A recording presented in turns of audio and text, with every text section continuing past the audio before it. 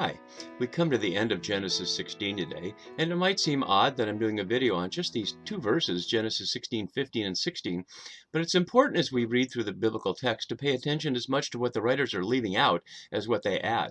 So after this long scene that we looked at last time, in this exchange between the angel of Yahweh and Hagar that begins at an eye or spring of water and ends at a well, and includes at the end Hagar doing an amazing thing, naming God El Roi here, and then the narrator ends it with a little etiological notice about the name of the well and the place it's located. And the very next verses we see Hagar bore Abram a son. So there's a lot missing there that the narrator leaves out. First of all, Hagar obviously returned, and we saw last time it was a substantial distance between where they were camped and as far as she'd gotten, and yet she had to take this return journey. What might she have been thinking along the way as she went back to submit to the oppression of her mistress, her giverah, Sarai? And not only that, what did Sarai think when she returned? Hagar simply ran away, but Hagar certainly must have overheard. They were living in a small situation. Despite the art we saw last time that I'm looking like they were living in a brick house, this is certainly a tent situation. That's what we'll hear explicitly in chapter 18 when the visitors come to greet them at the tent entrance. But here, that must be a small space, and Hagar certainly was likely to have overheard Sarai accuse Abram of doing her a violent wrong and calling on Yahweh to judge between them. And yet she returns to this situation, and what does Sarai think of that? And not only that, we find out that Abram was 86 years old when Hagar bore him Ishmael, but the very next verse 13 more years go by. Abram was 99 and Yahweh appeared to him, and we'll get the covenant of circumcision, among other things. And so we know right away, before we even pause to think about it, that there's 13 long years that these people all lived together. Abram and Sarai and Hagar and Ishmael, while they're still waiting for Sarai, if she's going to become pregnant, to become pregnant. Can we imagine what those 13 years were like? Everything we've seen from chapter 12 through chapter 16, according to this notice, has taken 11 years. They were 75 when they left Haran. And so we saw several things at least happen, but obviously more things happen than are narrated. But now 13 years go by with not a word about how did Sarai treat Ishmael? What did Ishmael think about having two moms? Or did he think about it that way? Or what was this all about? And yet we know nothing about it. So let's look a little more closely both at the language of the Hebrew and the word order in 15 and 16 here, and compare it to the birth announcement of Isaac in chapter 21. And I know you probably can't read the Hebrew, but I've color coordinated here so you can see a couple interesting things that are left out from the English translation, at least from the new RSV we have on the left side here. So Hebrew reads from right to left, and so the and bore here is parallel to this, and Hagar is parallel to that, as we can see. And this first verse here in Hebrew is a nice tight little chiasm, leaving Ishmael hanging off the end, which is an interesting little piece. So the and bore here are the A parts, or and bore Hagar, and bore Hagar. The son here is on the B parts, and Abram called a name is at the center. And so the naming of the son as Ishmael is at the center. Whereas in the Isaac birth announcement, it's not nearly as formal or as elegant as that. It begins the same, and bore Sarah Abraham a son, and that's virtually identical. If you can even glance at the shapes of the Hebrew, you can see that this part is virtually identical, other than this has Hagar and this has Sarah at that point. But then it goes off on a different tangent. Whereas here it had the specification that Abram was 86 years old. Here it simply says a son in his old age, and then refers back to God, the time of which had been spoken to him by God. And all this long phrase, of course, puts the emphasis on the fulfillment of God's promise and away from the relationship with Sarah, who's mentioned once here, whereas Hagar and the question of her giving birth or bearing a child is twice in the verse. Unnecessary, obviously, for communication, but they're creating this elegant little chiasm. And so here Sarah's mentioned, but the emphasis again is on God. And the second verse in each pair, we have to repeat it again. So Abram is repeated 4 times here. Notice in the NRSV it's only 3 times. Here it has a him, but the Hebrew has Abram another time. And so Ishmael also repeated twice in both in 2 verses, but Isaac only named once.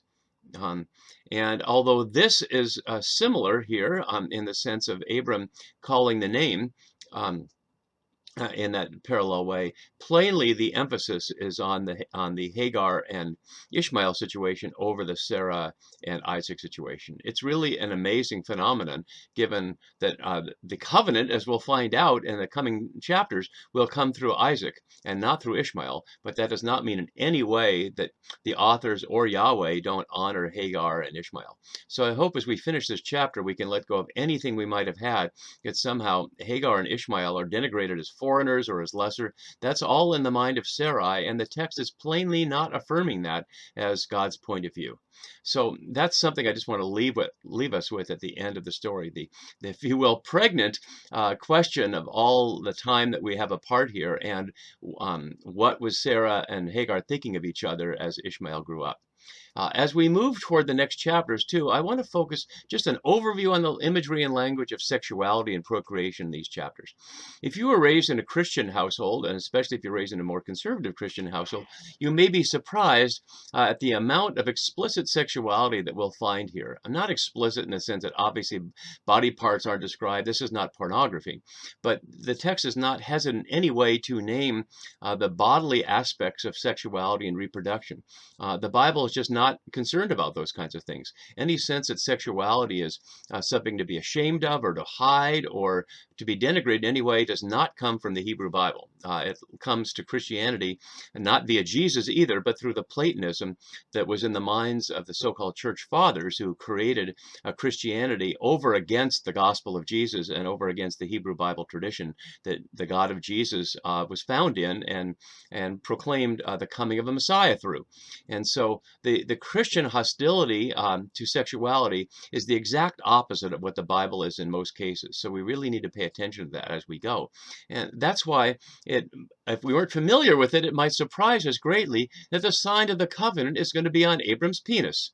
And he'll be called Abraham at that point because the penis is sacred as the place from which the seed that fulfills God's promise comes. So we need to go into these chapters with as much sex positivity as we can, but it's also not just about sexuality in the sense of pleasure, but it is that, as Sarah will note in chapter 18, it is about the joy and pleasure of sexuality, but obviously it's about procreation. And it's about procreation in the sense of whose children belong to whom, as we already saw in the question of Ishmael and Isaac. But across generations, the question is going to be, who can you marry? Who can you have children with that will maintain and participate in this emerging covenant with Yahweh that begins to form a new people different from the Egyptians or the Babylonians or the Sodomites or anybody else who might see themselves as a community worshiping certain gods and living in a certain way. So as this movement from out of the primeval history into this generation of this specific family moving toward being the ancestors of multiple nations, as we see already in the left side of the screen in the initial words of Yahweh to Abram here, the question of who you can procreate with is going to be one of the most central questions of the entire Bible. And so Genesis will be grappling implicitly and sometimes a little bit more explicitly with that question and arguing with other exilic texts like Ezra and Nehemiah that see the exile having been primarily caused by the temptation of marrying foreign women and requires the expulsion of not only foreign women married to Judahites, but their children, if the people want to participate in the renewed Jerusalem under Persian sponsorship. So this will be an issue all the way through. So the issue isn't, is sex good or bad? Sex is part of what God made, and that's just a given and is never argued with. The issue is, who can you have it with and when, under what circumstances? And that will be an issue that we'll explore in the coming chapters. So if you're looking forward to the sexy parts of the Bible, which as I'm writing this, the Bible has been banned by school districts in Utah for being too sexy, well, it's not going to be banned here. We'll enter right into all those juicy details. See you in the coming videos for that. Bye-bye.